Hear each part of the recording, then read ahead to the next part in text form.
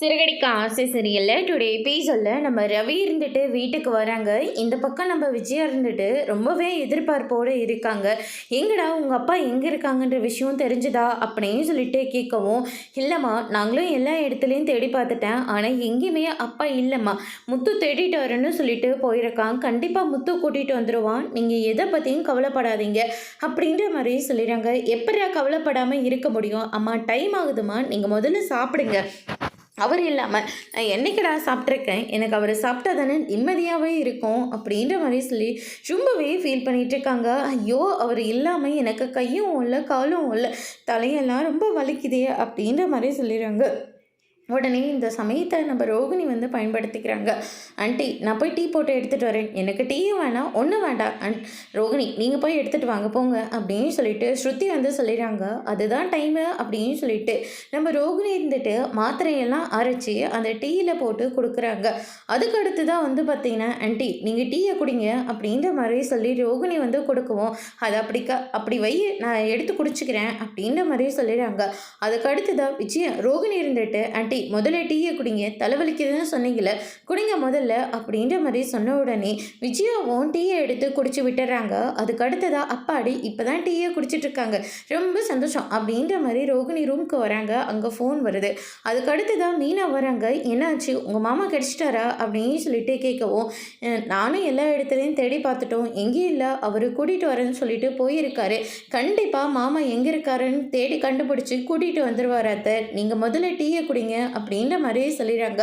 அதுக்கு அடுத்து தான் இந்த பக்கம் மகேஷ் இருந்துட்டு ரோகிணிக்கு ஃபோன் பண்ணி, உன் மாமியாருக்கு அந்த மாத்திரையை கொடுத்துட்டியா அப்படின்னு சொல்லிட்டு கேட்ட உடனே, இப்போ தான் டீ கேட்டாங்க, அதில் கலந்து கொடுத்துருக்கேன் அப்படின்ற மாதிரியே சொல்கிறாங்க. போச்சு ரோகிணி அப்படின்ற மாதிரி சொல்கிறாங்க. ஏன் ஏதாவது எக்ஸ்பிரியர் ஆன மாத்திரையை கொடுத்துட்டியா, அதனால் ஏதாவது அவங்க உயிருக்கு ஆபத்து வருமா அப்படின்னு சொல்லிட்டு கேட்கவும், அதெல்லாம் ஒன்றும் இல்லை, அது எனக்கு சைடு எஃபெக்ட் இருக்கிறதுனால விட்டமின் டேப்லெட் அது என் ஹஸ்பண்ட் போகிறத நினச்சி அந்த டேப்லெட்டை எடுத்து உங்ககிட்ட கொடுத்துட்டேன், ஏற்கனவே உங்கள் மாமியார் உன் மேலே கோவத்தில் இருக்காங்க, இன்னும் அதிகமாக உங்களுக்கு பலம் வரும், இன்னும் நல்லா பிடிச்சி திட்டு தான் போகிறாங்க, என்னை மன்னிச்சிடு ரோகிணி அப்படின்ற மாதிரி சொல்கிறாங்க. உனக்கு இருக்குது போய் உங்ககிட்ட நான் ஐடியா கேட்டேன் பாரு, இருக்குடி உனக்கு அப்படின்ற மாதிரி சொல்லிடுறாங்க. ஐயோ இவங்க வேற கத்திக்கிட்டே இருக்காங்களே, இப்போ நான் என்ன தான் பண்ணுறது அப்படின்னு சொல்லிட்டு ரோகிணி ரொம்பவே பயந்துக்கிட்டு போகிறாங்க.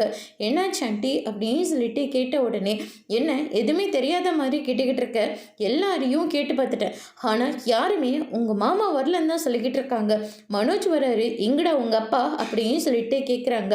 இல்லைம்மா அது வந்து நான் தேடி பார்த்தேன், எங்கேயும் இல்லை, எங்கேயும் இல்லையா, இதை சொல்கிறதுக்காக தான் நீங்கள் வந்தியா, உன்னால தானே உங்கள் அப்பா வீட்டை விட்டு வெளியே போனாங்க அப்படின்னு சொல்லிட்டு நாம் மகேஸ்வரி சொன்ன மாதிரி ஏன பலம் வந்த மாதிரி நம்ம விஜய் வந்து நடந்துக்கிறாங்க. அதுக்கு அடுத்ததாக முத்து வரங்க. எங்கடா உங்கள் அப்பா அப்படின்னு சொல்லிட்டு கேட்கவும், ஒரு ஆளுக்கு மட்டும் தகவல் சொல்லி அனுப்பியிருக்கேன், அந்த ஆள் போய் சொல்லிட்டாருன்னா கண்டிப்பாக அப்பா வந்துடுவாருமா, அப்படின்னா உனக்கும் உங்கள் அப்பா இருக்கிற இடம் தெரியல, நீயும் உங்கள் அப்பாவை கூட்டிகிட்டு வராமல் தான் இங்கே வந்திருக்கியா அப்படின்னு சொல்லிட்டு, ஏ ரோகிணி எங்கே போகிற, போய் பூஜை ரூமை க்ளீன் பண்ணு, பூவெல்லாம் டெக்கரேஷன் பண்ணு அப்படின்ற மாதிரி சொல்கிறாங்க.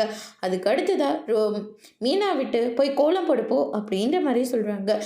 ரோகிணி கொடுத்த வேலையும் மீனாவுக்கு கொடுத்த வேலையும் அவங்க 2 பேரும் முடிச்சிடுறாங்க.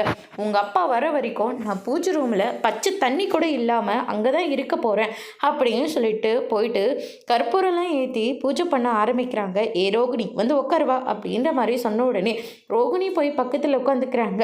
ஓ ஜெயகாலின்னு சொல்லிட்டு தலைமையிலேயே கொட்டுறாங்க. ஆண்டி எனக்கு வலிக்குது, உன்னால தானே என் புருஷன் இந்த வீட்டை விட்டு வெளியே போனாங்க, பெரிய ஆர்டர் வருதுன்னு சொல்லி ஊரெல்லாம் கடை வாங்கி வச்சுக்கிட்டு அந்த கடனை வந்து என் புருஷன் மேலே போட்டிங்கல்ல, இப்போ அதனால தானே அவர் வீட்டை விட்டு வெளியே போனார், என் புருஷன் வர வரைக்கும் உன் தலையில் இப்படி தான் கொட்டுவேன் அப்படின்னு சொல்லிட்டு நம்ம விஜய் வந்து ரோகிணி கிட்ட சொல்லிடுறாங்க. ரோகிணி இதை கேட்டோன்னு ரொம்பவே ஷாக் ஆகுறாங்க. அதுக்கு அடுத்ததான் ஏ ஸ்ருதி வந்து உட்காருவா அப்படின்ற மாதிரி சொன்ன உடனே, என் தலையிலையும் கொட்ட போகிறீங்களா, நான் கொட்டினா சும்மாவே விட மாட்டேன், நான் ஒன்றும் உன் தலையிலெல்லாம் கொட்ட மாட்டேன், வந்து துணைக்கு உட்காருவா அப்படின்ற மாதிரி சொல்லிடுறாங்க. அதுக்கு அடுத்ததாக பக்கத்தில் போய் ஸ்ருதி உட்காந்துக்கிறாங்க. அதுக்கு அடுத்ததான் மீனாவை கூப்பிட்டு பூஜை முடிகிற வரைக்கும் என் புருஷன் திரும்பி வர வரைக்கும் இந்த கற்பூரம் வந்து எரிஞ்சுக்கிட்டே இருக்கும், இந்த விளக்கம் எரிஞ்சுக்கிட்டே இருக்கும், அதை நல்லா பார்த்துக்கோ அப்படின்ற மாதிரி சொல்கிறாங்க. மீனாவும் சரிங்க அத்தை அப்படின்னு சொல்லிட்டு போயிட்டு பூஜை ரூமில் இருக்காங்க. அதுக்கு அடுத்து தான் ஓம் ஜெயக்கலின்னு சொல்லிட்டு ரோகிணியோட தலையிலேயே கொட்டி கொட்டி விடுறாங்க. அதுக்கு அடுத்து தான் கையை நீட்டி கற்பூரத்தை பற்ற வச்சு கையிலேயே சூளம் கட்டுறாங்க. அதை பார்த்த உடனே ரோகிணி ஒரு பக்கம் வலி தாங்க முடியாமல் கதறிக்கிட்டு இருக்காங்க. ரவி மனோஜ்னு சொல்லிட்டு எல்லாருமே பதறி போகிறாங்க. டே ஏதாவது பண்ணுங்கடா, என் பொண்டாட்டி பாவண்டா அப்படின்னு சொல்லிட்டு மனோஜ் வந்து சொல்லவும் அதுக்கு அடுத்ததாக ரவியை விட்டு முத்து வந்து ஃபோன் பண்ண சொல்கிறாங்க. அவங்களும் ஃபோன் பண்ணிடுறாங்க. ஓ அப்படியாப்பா, அப்படின்னா அப்பா நாளைக்கு வரப்போகிறாரா அப்படின்ற மாதிரி சொல்லிடுறாங்க. என்னடா விஷயம், வெளியே சத்தம் கேட்குது அப்படின்னு சொல்லிட்டு விஜயா வந்து கேட்கவும் அப்பாவுக்கு தெரிஞ்சவங்க தான் ஃபோன் பண்ணாங்க, அப்பா நாளைக்கு வந்துடுவாராம் அப்படின்ற மாதிரி சொல்கிறாங்க. பார்த்தியா இந்த பூஜையோட பவர் எப்படி இருக்குன்னு, என் புருஷன் சொன்ன மாதிரி நான் நினச்சிக்கின மாதிரி நாளைக்கு வரப்போகிறாரு அப்படின்னு சொல்லிட்டு விஜயந்தா சொல்லிடுறாங்க. வலி தாங்க முடியாமல் ரோகிணியும் அங்கேருந்து ரூமுக்கு போயிடறாங்க. மனோஜும் பின்னாடியே போகிறாரு. என்ன பண்ணுறதுன்னே தெரியல, அதனால தான் இப்படி பண்ணியாச்சு அப்படின்னு சொல்லிட்டு முத்து வந்து சொல்லிக்கிட்டு இருக்காங்க. அதுக்கு அடுத்து தான் இந்த பக்கம் வந்து பார்த்திங்கன்னா நம்ம ரோகிணி வந்து வலி தாங்க முடியாமல் உட்காந்து தேய்ச்சிக்கிட்டு இருக்காங்க, அழுந்துக்கிட்டும் இருக்காங்க. என்ன ரோகிணி ரொம்ப வலிக்குதா, ரொம்ப இனிக்குது, உங்கள் அம்மா என்ன அந்த பாடப்படுத்துகிறாங்க, எதுவுமே பேசாமல் வேடிக்கை மட்டும்தானே பார்த்துக்கிட்டு இருந்தேன். நான் முத்துக்கிட்டேயும் ரவிக்கிட்டையும் கேட்காம இருந்திருந்தா கண்டிப்பாக அம்மா ஒன்று இன்னும் கொட்டியே தீர்த்திருப்பாங்க அப்படின்ற மாதிரி சொல்லிடுறாங்க. என்ன சொல்கிறேன் எனக்கு ஒன்றும் புரியல. ரவி வந்து முத்துக்கு கால் பண்ணுற மாதிரி, முத்து வந்து அப்பா பேசுகிற மாதிரி நாளைக்கே வர மாதிரி ஒரு ஆக்ஷன் சொல்லிட்டாங்க அப்படின்ற மாதிரி சொல்லிடுறாங்க. அப்படின்னா உண்மையாகவே நாளைக்கு உங்கள் அப்பா வரமாட்டாரா அப்படின்னு சொல்லிட்டு கேட்ட உடனே இல்லை யாருக்கு தெரியும், எங்கள் அப்பா வர்றதும் வராமல் இருக்கிறதும் அந்த கடவுள்கிட்ட தான் இருக்குது அப்படின்ற மாதிரி மனோஜ் வந்து சொல்லிடுறாங்க. இதை கேட்ட உடனே ரோகிணி வந்து பயங்கரமாக ஷாக் ஆகுறாங்க. அதுக்கு அடுத்து தான் வந்து பார்த்திங்கன்னா இந்த பக்கம் முத்து இருந்துட்டு ஆழ்ந்த சிந்தனையில் இருக்கார். மீனா இருந்துட்டு என்னாச்சுங்க, நாளைக்கு கண்டிப்பாக மாமா வந்துடுவார்ல, யாருக்கு தெரியும், ஆமாம் எந்த ஃப்ரெண்டு வீட்டுக்கு போயிருக்காராம் அப்படின்னு சொல்லிட்டு கேட்கும். அதுவும் யாருக்கு தெரியும் அப்படின்ற மாதிரி சொல்லிடுறாங்க. நீங்கள் தானேங்க ஃபோன் வந்துச்சுன்னு சொன்னீங்க, நான் தான் சொன்னேன். பார்லர் அம்மா ஒரு பக்கம் வலி தாங்க முடியாமல் அழுந்துக்கிட்டு இருக்கு, மனோஜ் ஒரு பக்கம் எப்படியாவது காப்பாற்றுன்னு சொன்னான், அதனால தான் ரவியை விட்டு ஃபோன் பண்ண வேண்டியதாக போயிடுச்சு அப்படின்ற மாதிரி சொல்லிடுறாங்க.